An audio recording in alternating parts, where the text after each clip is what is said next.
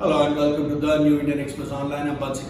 With me are very two esteemed panelists. First of all, I have to my right Dr. Subramanya Kusnur, who's a water expert, and to my left I have the editor of Sustainability Next, Mr. Benedict Parmanand. So first of all, Mr. Parmanand, you've been a long-time journalist. You are the editor of a publication. So first of all, polls are here around the corner. All of us know that the Model Code of Conduct has been announced.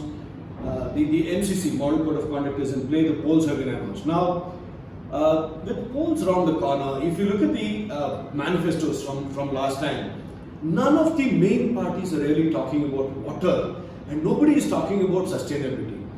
Now, first of all, as editor of a magazine, how do you see the current water situation in Bengaluru in the light of this? Yeah, thank you, Bansy.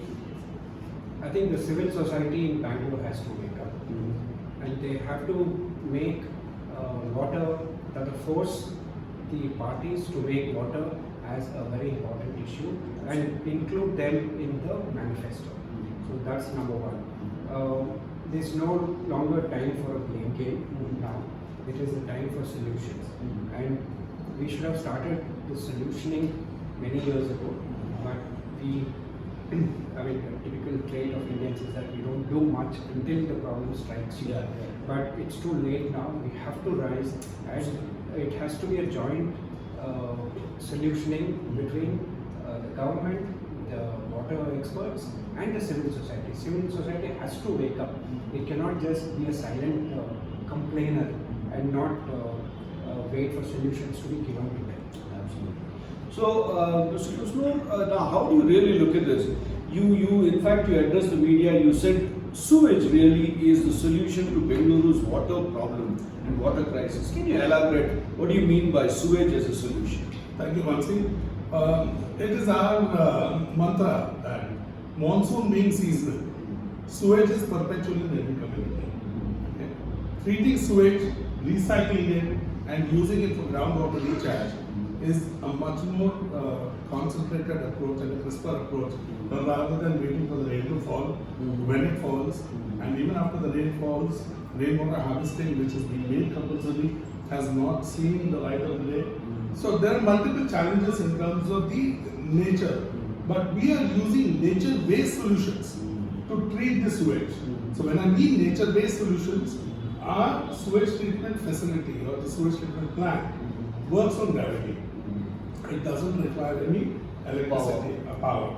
And it can go horizontal, it can go vertical. It is totally modular, it is not one size fits all like everybody. So you give me a catchment, I'll give you a definite customized solution for that. Secondly, the treatment process uses a bioprocess and a naturally occurring zeolite material without any chemicals at all whatsoever. Lastly, unlike conventional STPs which recover around 60% water, we end up recovering around 95% water. So what we're trying to say here is that we are offering a solution which is totally nature-based, which is bereft of any electricity and gives you treated sewage fit for agriculture, irrigation, or non-potable uses including washing clothes and washing vessels. So if you are installing a particular sewage treatment technology, which has been mandated by the government right now. Earlier it was only 20 tenements, now it is 120 tenements. Now, implementing this particular sewage, you are not going to use all this treated water, but you will be able to give this treated water to borewell owners to recharge the borewell. Now, as we understand in Bengaluru, largely we depended on the STP. So we have these massive STP sewage treatment plants at different locations. Absolutely. And sometimes they treat secondary, sometimes tertiary. But thereafter, we don't have a sewage treated water which is good enough for drinking. Okay. So are you looking at that also, something which is like the next level? So actually we have it. Right, tomorrow morning we can implement a solution which will convert sewage into drinking water. Singapore already is doing it. And we are trying to proliferate this idea, but one step at a time. Let's first recharge the borewells, and secondly, we will give you absolutely potable water as per BIS standards of drinking water. Give me sewage, I'll give you drinking water. Give me sewage, I'll give you water for borewell recharge. We have a comprehensive solution. Okay. Now also when you look at solutions, on the one hand we have these mega solutions where the entire city can go for it. But on the other hand we have solutions which are at an apartment level or at the level of domestic households. Now, is your solution adaptable? Is it at a micro level? Is it adaptable? As I told you earlier, our solution is modular, Okay. it's customized. Okay. If you see the directive on March 12 given by the Ministry of Ecology, Uh-huh. it talks about tenements, Mhm. it talks about IT parks, it talks about hospitals, it talks about education institutions and locally developed.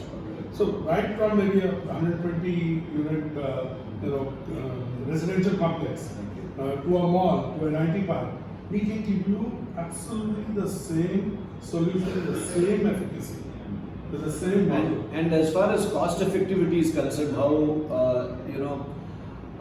how burdensome will that be? Because sometimes in India, a lot of these plans fail because they're not cost effective.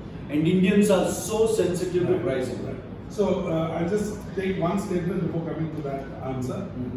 Since the time that we started this business 15 years ago, we have treated over 11 billion liters of water. 11 recycled over 35 billion liters and saved around 135 trillion liters of water. And length and breadth of the country. And we understand that pricing is a very, very important factor. So there are two things that we are trying to create here. We are spoken to a lot of sustainability financing organizations and curated a sustainability financing mechanism. If you know, a lot of climate funds, sustainability funds, and various other funds are chasing India for a particular this. So we will build a PPP model wherein we will get an investor to fund into the capital cost, enter into a water purchase agreement with the stakeholder, and it will be for 5 years, it will be for 7 years, and the stakeholder will pay for use. So it becomes very easy, essentially, for communities to enter into this entire kind of. And last but not the least, we are trying to get the entire STB insured also on a journey. So it is like a larger way of doing things. Well, there it is.